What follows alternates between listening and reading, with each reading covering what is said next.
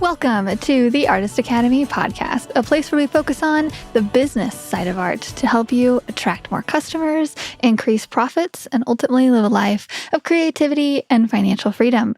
I'm your host, Andrea Earhart, and this week's episode features Georgia-based artist Ryan Benefield. Ryan specializes in clean-cut murals and logos for the beer industry. He started his business during the COVID shutdown and went full-time not long after. He's since built himself a very profitable art business through the process of utilizing the relationships he built at his previous place of employment. Ryan's self-awareness allows him to play up to his strengths and hire out his weaknesses in a way that both saves time and headaches, even in his first few years of business. Ryan's a member of our Artist Academy Master's program and a great example of how surrounding yourself with upper-level artists can level up your own art business. So let me know what you think about this week's episode with Ryan Benefield. Ryan, hello. Can you tell us a little bit about who you are and how you got to where you are now? Yeah, so my name is Ryan Benefield. I'm located about 30 miles north of Atlanta in Georgia. And yeah, so I've been doing artwork now in the mural side since 2011. So for a little bit, but just recently went full-time almost a year ago to the date. So right at the beginning of May of last year. But yeah, so I've been going back and forth with leading up to this of dabbling in some murals here and there. I went to fine art school at Kennesaw State University with a degree with a concentration in drawing and painting, and started doing some murals when I was in school there. My first one was actually in the alcohol industry, which leans heavily into where I am now. But so my first mural gig ever was with Jack Daniels. So that was definitely a good name to put on the resume to get started in that industry. And that led to another and started doing some with some other well-known spirit brands throughout the area. Continued doing that all through school, graduated 2015. And at that point, I was doing the murals, making a decent amount here and there, but nothing enough to really be sustainable. So I went and got a job in the alcohol industry. I'm working for a local brewery here in Atlanta, running their tap room and tour events that they had. I started doing murals for that particular brewery, and that continued to grow. Started getting more of a name for myself in the Atlanta market, particularly in the beer business of being one of the go-to muralists for the different local breweries. And then I ended up going from there into the sales side of the beer industry. I ended up selling beer for 7.5 years. The beauty of that is that it enabled me to get a lot of really good contacts in that industry. So a lot of the bar managers, a lot of the wholesale partners, and then the owners and sales reps of the particular breweries and distilleries themselves, I became really good friends with over those years. And now I've sort of locked myself into that little niche of the market of doing a ton of alcohol brand specific logos in the area, primarily in the Southeast, between Georgia, Alabama, Tennessee, and the Carolinas a little bit. And then as of recently, I've actually gotten in more into some bigger projects, working with some larger scale signage companies, doing bigger projects of sports stadiums, parking decks for apartment complexes, and then some other really cool projects as well through that outlet. Awesome. And so how are these people hiring you? Do you reach out to them, or do they see your stuff on Instagram, or how does that work? So really 95% of the work that I get now has all been through networking, through word of mouth. Like I said, with me being in the beer side, I got a lot of really good contacts through my time spent there. So it's really, fortunately for me, a lot of the work comes directly to me. As opposed to me having to reach out and really source out a lot of the work.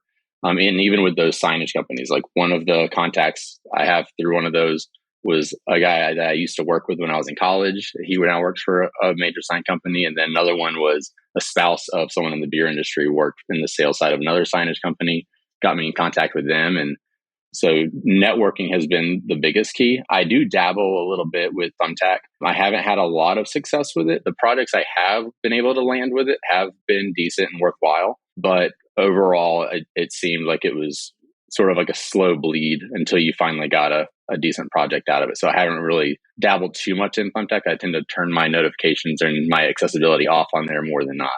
I got you. Okay, so relationships are the main way you've got. That's awesome. It's so funny because sometimes I look back on future or past careers and jobs and I'm like, oh, it was really just a building block. But you don't even know until nowadays you're like, oh, now I'm benefiting from that. But back in the day, so I guess this is kind of a lesson on wherever you are at your current job, be careful because your coworkers or your boss or your whatnot, they could be hiring you later. So maybe don't go out with a bang. Well, and on that note too, I've definitely learned a long time ago, do not burn bridges, because some of my previous employers, they were gracious enough to let me continue doing murals on the side of my full-time sales gigs. But B, they're some of my top clients now. That's awesome.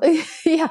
What big names, too. How lucky is that to be in an industry where you can put those big names on your resume? So, having those big names, does that help you get new jobs? It definitely adds to the credibility. So when I have that published on my Instagram or on my website, and I send people to that, or I've talked to them and I've described what murals around town that I've done. They're like, oh, I'm really familiar with that branded one that I saw on the side of that restaurant. Knowing that I've worked with those larger brands has definitely helped give me more credibility in moving forward with the process. Awesome. So I can already hear this because some of my students, they love to be creative and they love to, just paint from the heart. And I think there's a style of art and work out there for every artist, but kind of talking about, so me and you are more on the, I will paint for a big paycheck. I don't really care what it is.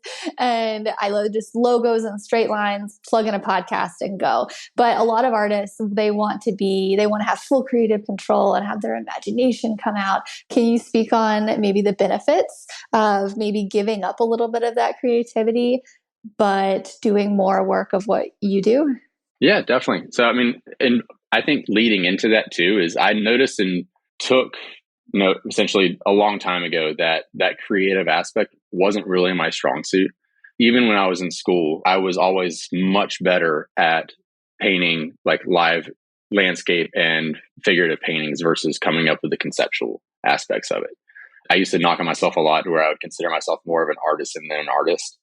Just being able to execute what I saw and replicate pretty much anything that I came across. But in terms of like coming up with that super original creative idea, that wasn't necessarily my strong suit. So a while back, I just got to the point to where, as opposed to fighting that aspect of it, I just leaned into the ability that, someone can just provide me with artwork, tell me what wall they want it on, and be able to just go from there and put it up and just make that really what I enjoy doing and leaning into the strengths versus the weaknesses. I love that because I've had a lot of conversations with artists where they see that as a weakness and they want to work on it. They think that they're a broken artist in a way. They're like, I'm not creative. I don't feel like I fit in with most artists that just, inspiration comes to them at lunch. And so I like that take on it. You're just using your strengths instead of just trying to make all the weaknesses better. And I think I can relate a lot. And I have a hard time coming up with the creative stuff too. It really takes like getting into the zone, and it's work to do that. And sometimes when somebody's like, I don't have an idea, just let me know what you want, and maybe and they give me some outlines of the project, and I'm just like sitting there at my iPad like, what do I do? Like, okay, give me more direction. Where I think some artists would be like, they don't want any direction at all. So yeah. So anyway, I'm just echoing your point of it's great to lean into your strengths there. And I think you're able to capitalize on it more, right? Yeah. And I was saying a big part too is, I've gotten to the point now to where when those projects do arise to where I need to do like this custom generated mock-up, so forth, like from there, I'm either now contracting that out to other artists to do that design work for me, or started using the AI resources to start doing AI generated artwork to help with that aspect of it. Just so I'm not just sitting there turning my wheels at Procreate, trying to draw something up that I'm probably going to have to change over 10 different times. Just really get like a nice, good base to it, add that in as my part of my fees as the design services, and then move forward from there. Okay, tell me more about this. What exactly do you do?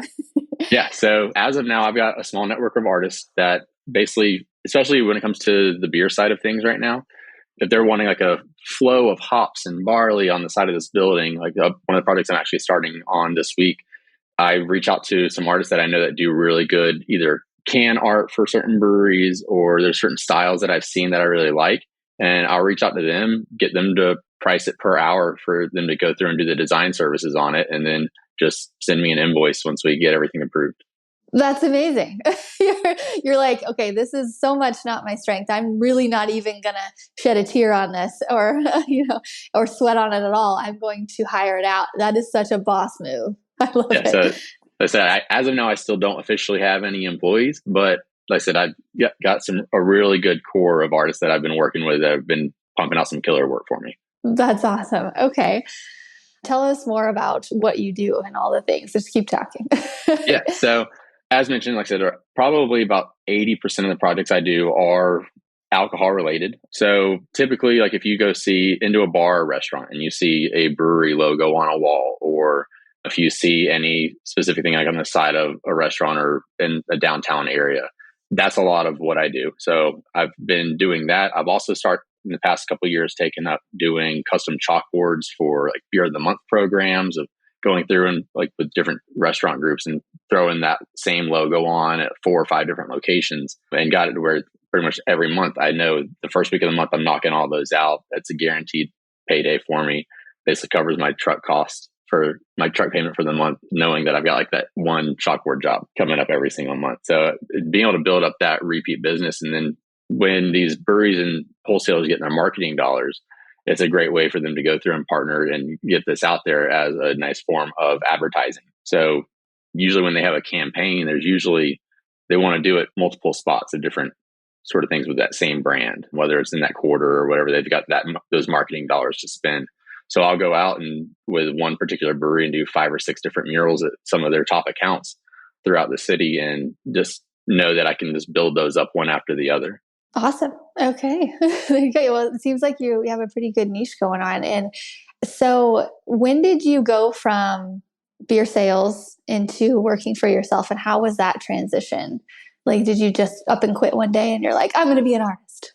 So fortunately, I have a very supportive wife, and she also happens to work in the alcohol industry as well. So obviously, I have a lot in conversation when we would talk about the different projects I had going on. But she would see what I was doing of basically running 2 full-time jobs at a certain point. So really, about 2.5 years ago, I was doing my 9 to 5 essentially, and really, COVID was a big influence to get me moving in this direction. So I would do my sales gig from that 9 to 5. And then after that, I'd be painting. And with COVID, it made it to where obviously restaurants were hard to get to.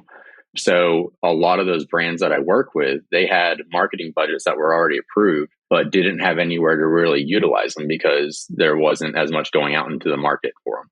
So they rechanneled a lot of those funds into doing these projects for when these restaurants did open up, that it was rebranded, had a good showing at the different locations. And so probably around July, August of 2020, my business really started to pick up. And those last few months of that year, I was like, man, like I've already like tripled what I've done in some previous years. And then 2021 came around. I'm like, wow, I've doubled what I did last year. And then 2022 came around and I tripled going into full time of what I did the previous year. And it's just been compounding ever since, and just made it to where it didn't make sense for me to have 2 full-time jobs doing that. So I picked the one where I was working for myself. Awesome. So awesome. And then you were offered a job afterwards, right? A pretty I well was. paid job. Yeah. So shortly after I went full time, probably about 3 or 4 months after I sort of left the beer industry, one of the local breweries reached out to me and inquired about a marketing role to see if I might be interested in. And it was a very enticing role, even though I had already made that decision to work for myself and go full time on my own. It was a 6-figure salary that was it pulled at the strings a lot and made me really sit down and evaluate the direction I wanted to go with my next couple of years.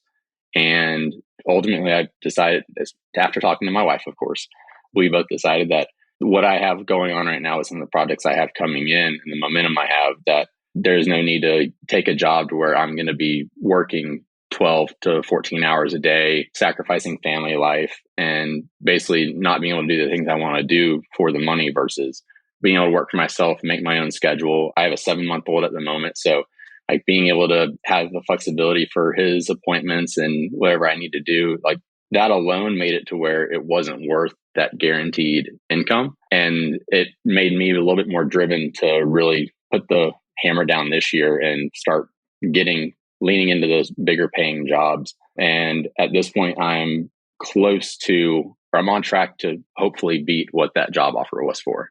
That's awesome. Oh my gosh.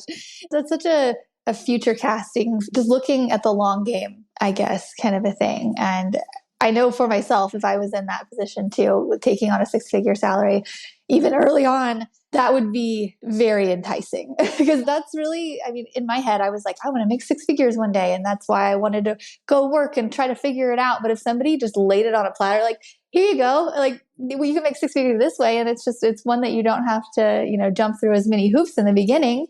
I don't know. Like, I would have really thought about it, but long game. I think you made the right decision. I think you know that too. I think everybody's clapping for you. They're like, oh, yay. Okay. In voting for yourself recently, you just landed a big project too. That's right. It's going to take up much of your year, but also get you pretty close to that. Yeah. That So goal. I took on a project that just got approved, and I'm very excited about this. So it'll be a project that should start either August or September, and they want the first half of it done by the end of the year. So it's going to end up being probably about an 8-month project to complete. So it is basically a big commercial lot where they have about 15 buildings on the property. So I'll be doing all the directional signage, putting the names on, lettering on all the doors, all the sides of the buildings, indicating what each building is. And it's going to be a very hefty project. I mean, this project alone, my goal for what I had planned for this year, this is going to put me at 80% of that goal with just this one project. Can you share the number for that? So this one particular project, obviously there's a lot of costs associated with the paint and everything else that's in it, but the total invoiced amount is going to be just under $125,000. Woo! And I think all those artists that are like, I want to be creative are like, wait, I might paint a logo. Yeah. Just with that. And the beauty is that I'm actually in the process of pricing out an additional wall on this property for them too.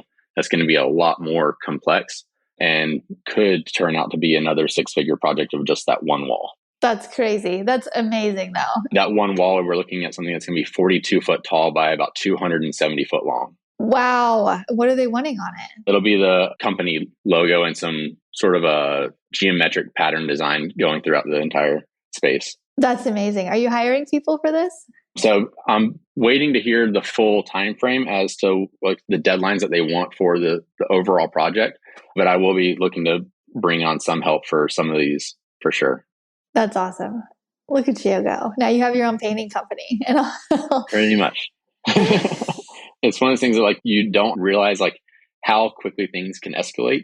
And you're like, yeah, I'm a one-man job, blah, blah, blah. I can knock all this out. And then you start getting these kinds of projects and you're like, okay, I'm already outsourcing some artwork for some projects. I'm now going to have to I'm looking into getting commercial painters to come out just to do like base coat priming and base coats on some of these walls just to help with that process of it.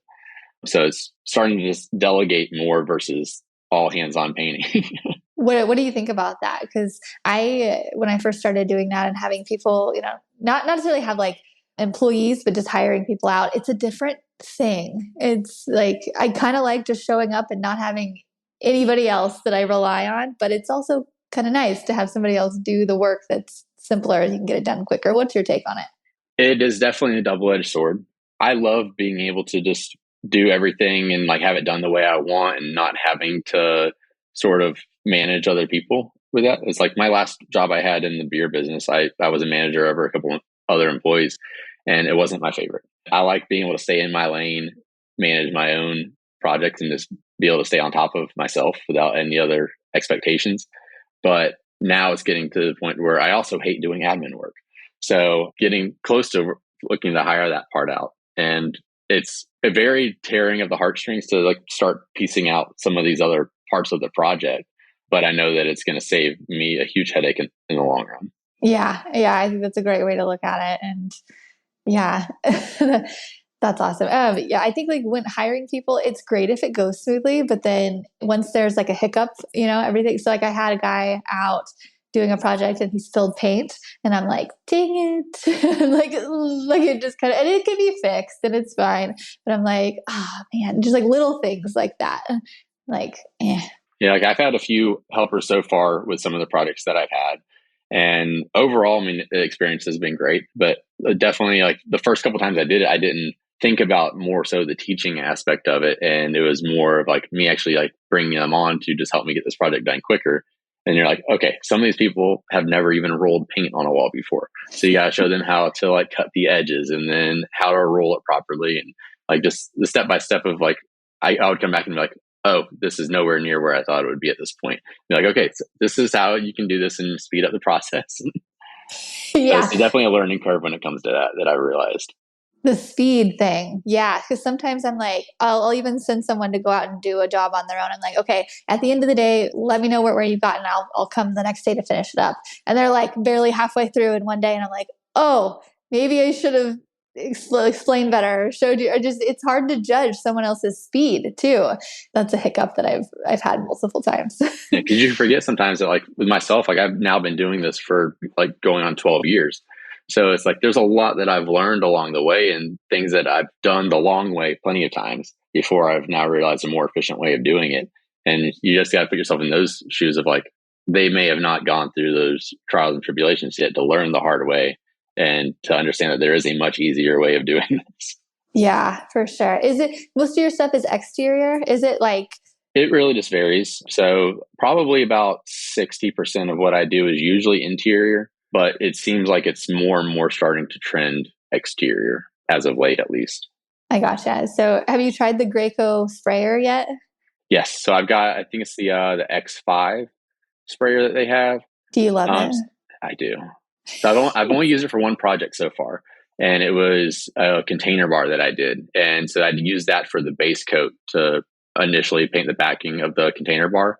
And something with all that corrugated metal, I was like, this is going to take forever.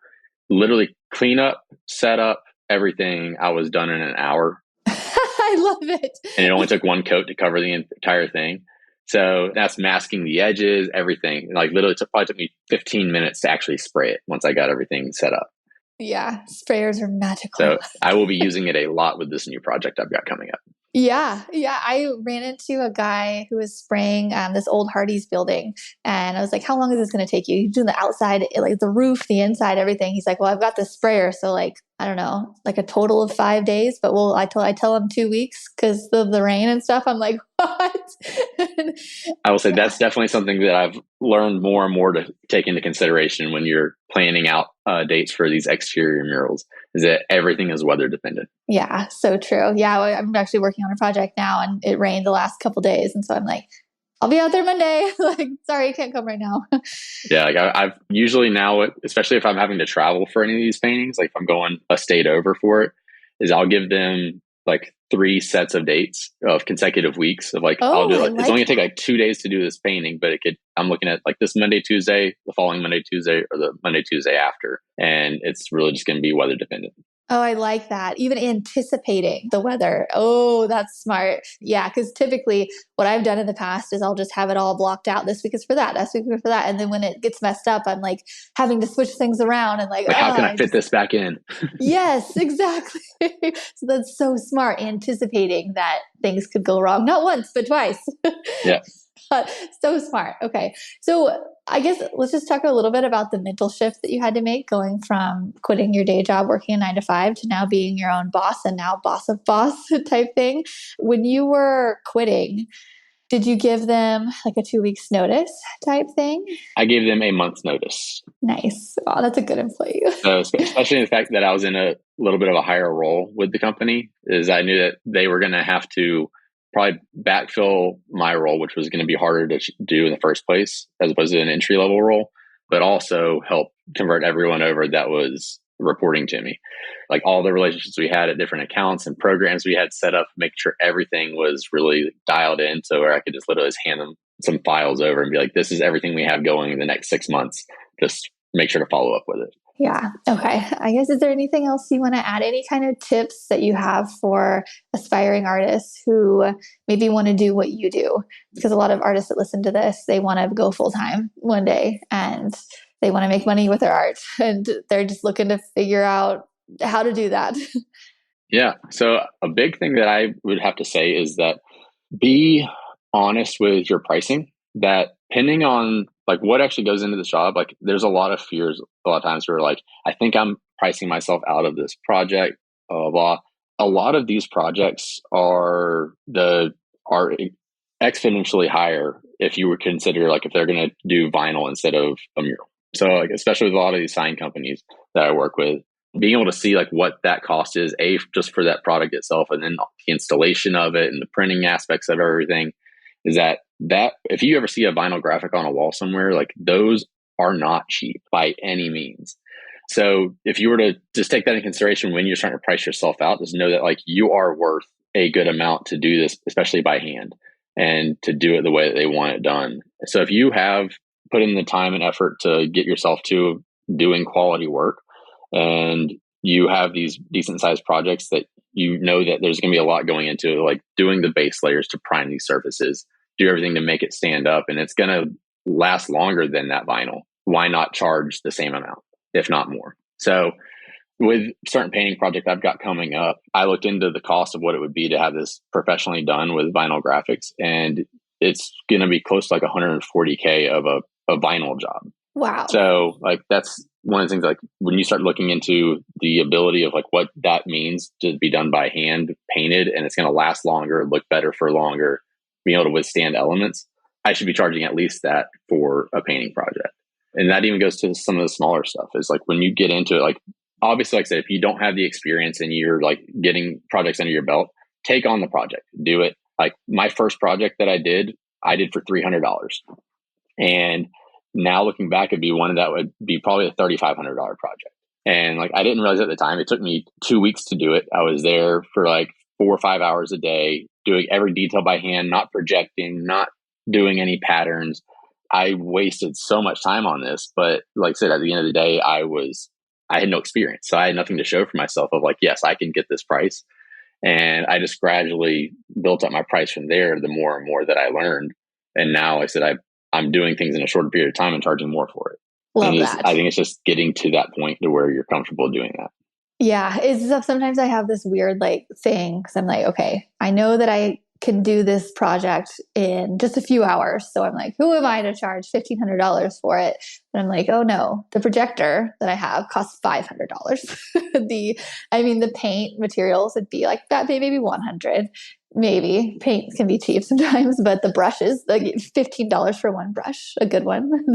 And and then the hours behind it. So sometimes I have to go back and think about all of that. And so that's just to echo your point. But I actually had never thought about looking up the vinyl cost to do this. That is so smart. How do you look up the vinyl cost? Networking and relationships. Okay. Okay. I was like, is there like a calculator on Google that I can type this in?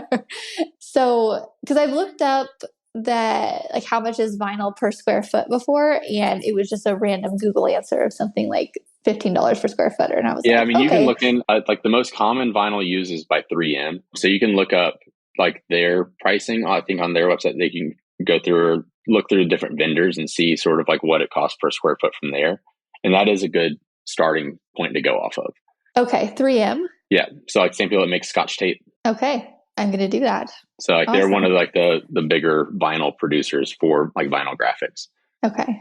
Sounds good. Okay. And I will say that the resources since coming on, said I use the contract template that you have through the academy. I had to go through reword it because there's a lot of like very specific stuff for you in there, like state of Missouri legal stuff. But I've gone through, tweaked that, and like I'm now using that on every single project. Oh, good. Okay. I feel like I'm learning a lot from you. And so I'm glad to see that you've learned from me too. Okay. Contract. So you have a contract on every single project that you do? Pretty much anything over $2,000 I do contracts for. Oh, that's a good rule to have. Yeah. So most of my like minimum requirement is about $1,000 now. I do $1,500 minimum for anything that's out of state.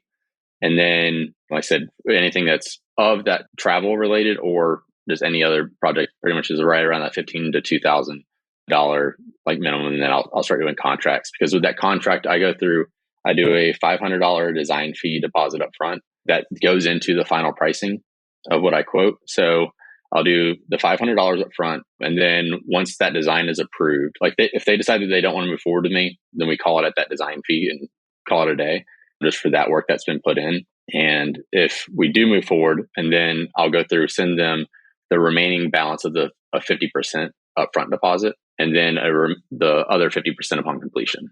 Nice. Okay. I love to talk numbers and just know how people do this, because there's so many different ways to go about this, but it's just, okay. So with that almost $120,000 project there, we want half this year. How are you billing them for that? Is it like 50% upfront, 50% upon completion? Nice. That's a big check. Yeah. Well, a big aspect of that is like when that project comes up to where I get started on it, a lot of these other smaller projects, I'm either going to start contracting out to some other artists, or I'm going to have to pass up on them. Just because I'm not going to have the time to do them. So I've started doing that 50-50 split for those bigger projects because it's helped tremendously just cash flow in general. So anytime I have to cover the cost of a lift rental, if I'm covering all material, paint cost, travel costs for the hotel room, anything like that, I know that I'm going to go ahead and get all those expenses out of the way in that upfront 50%. And then I'm going to have that cash to carry me over until that final check comes in. I gotcha. That's smart. Plus, it also helps of being able to see how quickly they pay that initial 50% as to how quickly you're going to get paid that final 50% upon completion. Oh, that's so true too. Yeah, because some businesses take forever and some are fairly quick. That's awesome. Well, it seems like you have a very good business that you've set up in not very long, really since COVID. And I think it's so inspiring to see that you've gone so far so quickly, and you can get $120,000 jobs in your first few years of doing this. If you do logos and get a niche and make relationships and all of that. Yeah, I think I'm excited to see where you are in like 5 years, because at the rate you're going, you're probably just going to have this whole niche down and have a fleet of artists doing it for you at this rate. That's definitely part of the goal. Is it? Okay. Yeah. So I'm definitely trying to work towards that, because I know that, I can't be on a ladder all my life. So, but going into this has also made it to where like I've also started a little passion project as well too, that we've touch base briefly on some of the other calls of I'm very big into golf. And so I've started a little like side venture with doing like leather golf accessories and golf course artwork. So like that's where I've leaned into more of the passion project, knowing that the murals and the sign painting is what pays all the bills and builds up the bigger paychecks. But then like I said, I still have those passion projects and the fine art that I'm still doing on the side. Oh, I love that. A balance of both. Yeah. That's great. Awesome. Okay. Yeah. And so I guess that could be the silver lining for artists who still have that passion in there, that, hey, murals can pay the bills and you can still do other things. Yeah. Alrighty. Well, that's all I have today. Do you have anything you want to add, or where can people find you, or? Yeah. So, Facebook and Instagram at Benefield Art. Like I said, I'm part of the Academy. I try to jump on as many of the calls as I can. The evening calls are sometimes tough with the little one, but try to partake on those as much as I can. So I always like to try to give some input to people that need it. And I learned just as much on those as well too. Like that's where I got all the information for starting to use AI for my projects, was through those calls. From Gareth? Yeah. Yep. I was like, this is a very good direction to learn more about. Yeah. A good resource to have. So. Yeah, it's definitely a good place to just chat and get a little bit from everybody. And I appreciate you hopping on and giving your wisdom of all the things to newer members as well. So I really like to see you guys learning from each other. It's awesome. We're all learning. Yeah. Yeah. Awesome. Well, thank you again so much, Ryan. And I'll see you on the next call. We actually have one tonight. Are you going to be on it? Again, depends on if it comes into bath and feeding time. So I gotcha. Well, I'll catch you on one of our mastermind calls sometime. But thank you again for coming on and again sharing your wisdom. And I'll catch you later. Thank you so much. Thanks for listening to another episode of the Artist Academy podcast. I've been putting out at least one episode per week for more than 4 years on this podcast. And it's really cool to see those download numbers go up and up as time goes on. And that's because artists like you listen and share these episodes. So really, When I say thank you, I mean it. It's really cool to see progress along the way. And anyway, if you like this type of art and business content, then I highly encourage you to get the audio version of my book, Mural Money, with over 15 hours of listening inspiration. I'm currently running a special of just $17 for the audio version. You can go to muralmoney.com to find it. And that comes with a bunch of extras like my art supply list, my pricing guide, recommended book and podcast list, and so much more. I filled that book with tips from my art journey of building a profitable mural career. Plus, I've included the best of the best advice from guests I've interviewed on this podcast. It's the most affordable all-in-one book of advice on art and business that I have. And if you enjoy listening to me here, then I know you'll like the book too, because I read it myself. All 15 hours of it.